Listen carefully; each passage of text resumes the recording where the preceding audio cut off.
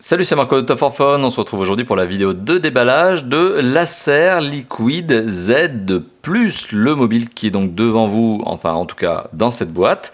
On va prendre le temps donc de parler des spécifications de ce téléphone, on va notamment parler de la boîte en elle-même puisqu'on va faire le tour, et puis on va surtout parler des accessoires qui sont fournis avec le mobile, puisque c'est un peu le but de la vidéo de déballage.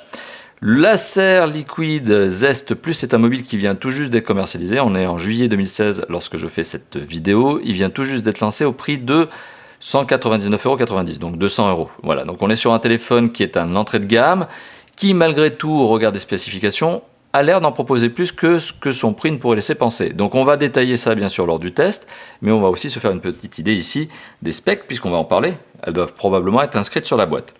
Alors sur la face avant de la boîte, qu'est-ce qu'on retrouve? Un visuel de face du téléphone, écran allumé pour le mettre un petit peu dans le contexte. On a donc le logo Acer et le nom du modèle. Donc la gamme c'est Liquid et le modèle c'est le Liquid Z Plus. Bon. Sur le côté gauche de la boîte, on retrouve donc de la spécification, donc très bien, on va pouvoir la détailler. Donc on est bien en présence ici d'un téléphone qui a un écran 5,5 pouces, qui est un écran IPS résolution HD, ce qui veut dire qu'il est probablement 720p et non pas 1080p. On a un capteur dorsal 13 mégapixels avec un laser focus, donc capteur photo accompagné donc d'un autofocus avec capteur laser. Donc ça permet de le rendre plus efficace, plus rapide. On a une caméra photo frontale, donc un appareil photo frontal, 5 mégapixels avec capteur grand angle. On a une batterie, et c'est le point positif de ce plus, de ce Zest Plus, c'est la fameuse batterie de 5000 mAh, donc ça mérite d'être souligné. Fonction recharge rapide, processeur 4 cœurs 1,3 GHz, micro SD, ça on s'en doute. Android 6.0, c'est une bonne note. On est bien sûr en face d'un téléphone GPS, capteur dorsal 13 mégapixels, je vous en ai parlé. On a bien de l'USB OTG, c'est indiqué. C'est rare d'ailleurs qu'un constructeur l'indique sur sa boîte. On a bien la fonction DTS au niveau du son, ce qui est plutôt fréquent d'ailleurs chez Acer, ce qui est une bonne note d'ailleurs. On est bien sur de la 4G LTE et le téléphone est bien Bluetooth. Sur le dessus, on a du numéro de série, sur le côté droit, on n'a rien. Sur le dessous, du logo Acer et à l'arrière de la petite mention légale, blabla, etc. Bon. Le téléphone est donc livré dans une boîte toute neuve.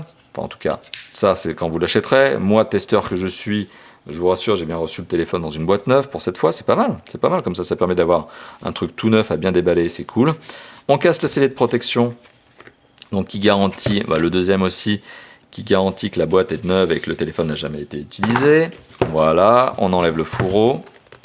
Donc le téléphone vient tout juste de sortir de l'usine. Hop.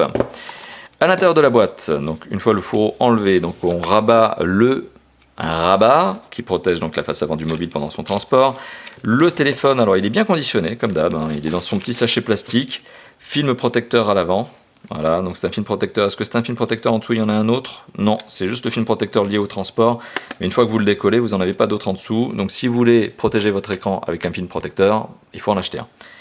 On est sur un dos ici qui fait effet aluminium brossé. Bon, ça aussi, c'est une figure de style que l'on avait déjà vue chez Acer. C'est assez classe, c'est assez sympa, mais ça reste du plastique. Et on est sur une teinte ici qui est plutôt bleue. Ouais, plutôt bleu foncé, bleu marine, voilà, c'est un peu la couleur de ce dos de téléphone, mais j'imagine qu'il existe dans un tas de coloris différents, dont on reparlera bien sûr lors du test. Le capteur dorsal est protégé par son petit film plastique lui aussi. On retrouve ici, on le voit, il est visible, le flash LED, mais l'autofocus de ce téléphone est bien accompagné ici d'un laser, d'un capteur laser. Donc on le voit, c'est cette petite vitre ici. Bon, le marquage Acer avec une sorte d'effet miroir, ok. Le bouton de contrôle de volume plus-moins ainsi que le bouton on-off, à mon avis très bien placé. Très bien placé, je trouve mieux placé pour le gaucher que je suis que pour les droitiers. Vous voyez, quand je suis gaucher, moi, hop, les boutons ils tombent pile poil sur mon index et mon majeur, alors que quand je suis droitier, c'est le pouce qui doit se balader, donc c'est un peu moins agréable. Mais en tout cas, pour moi gaucher, c'est le top.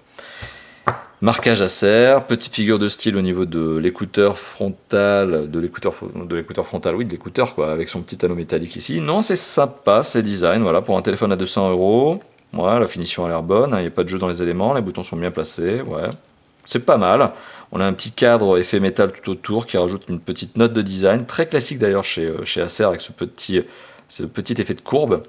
Non, le téléphone présente bien, voilà, donc on en reparlera lors du test, en tout cas on parlera des specs lors du test, mais le look en tout cas est là. Alors dans la boîte on retrouve d'autres boîtes, voilà, c'est le jeu des boîtes, c'est le jeu des poupées russes. Alors on a une première boîte, et puis une deuxième boîte. Alors on va commencer par la plus petite des deux. dans laquelle j'ai bien une petite idée de ce qui se trouve placé. Donc on va essayer de faire ça proprement. Ça sera quand même pas mal. Donc à l'intérieur de la boîte, qu'est-ce qu'on retrouve? Hop, voilà. On s'en doutait, petite boîte comme ça un peu légère, ça ne peut être que le kit piéton. Alors kit piéton qui est basique, ah, ça c'est de l'entrée de gamme, mais c'est même plus que de l'entrée de gamme, c'est du cheap. Hein. Donc c'est pas terrible au niveau du kit piéton, mais d'un autre côté, forcément, téléphone à 200 €. En général, le kit piéton sur un téléphone à 200 €, c'est pas un truc GG. Et puis le constructeur, imagine à son tour que vous avez le vôtre. Donc ça vaut pas forcément la peine de vous mettre un bon kit piéton, parce que ça, pour rappel, c'est une obligation légale hein, qui est faite au constructeur. C'est pas son choix de mettre un kit piéton. Donc pour le coup, il y a certains constructeurs qui se disent que vous avez déjà le vôtre, que ça vaut pas la peine d'en mettre un hyper bon pour que ça coûte hyper cher. Donc autant rester avec un truc simple. Donc un kit piéton, voilà, qui est présent dans une petite boîte emballée à part. Et une grosse boîte dans laquelle on a plusieurs choses. Alors on a quoi? Ah bah dis donc, on a masse de documentation. Hein. Alors là, la doc, elle est pas légère. Hein. Hop.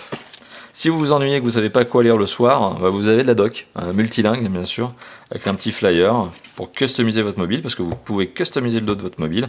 Il y a un site qui s'appelle Made for Cases, madeforcases.com. Si tu aimes mon accent anglais, n'hésite pas à le mettre dans les commentaires. Donc madeforcases.com, vous avez le guide de garantie multilingue, le guide d'utilisateur. Ouais, c'est plutôt le guide des fréquences en fait, c'est le guide technique, on va dire safety, ouais, c'est ça. En multilingue, et le guide d'utilisateur, le voici, voilà, c'est le Quick Start Guide, on va dire, le guide de démarrage rapide, qui vous explique comment retirer le cache batterie, qui vous explique comment charger un téléphone, etc. Donc l'usage de base, voilà. On retrouve également un adaptateur secteur, dont on va vérifier s'il s'agit bien d'un adaptateur secteur recharge rapide, puisque c'est revendiqué par le constructeur, donc il vaudrait mieux que le chargeur le soit, ça serait bête sinon. Hop, donc hop, on a déballé le chargeur.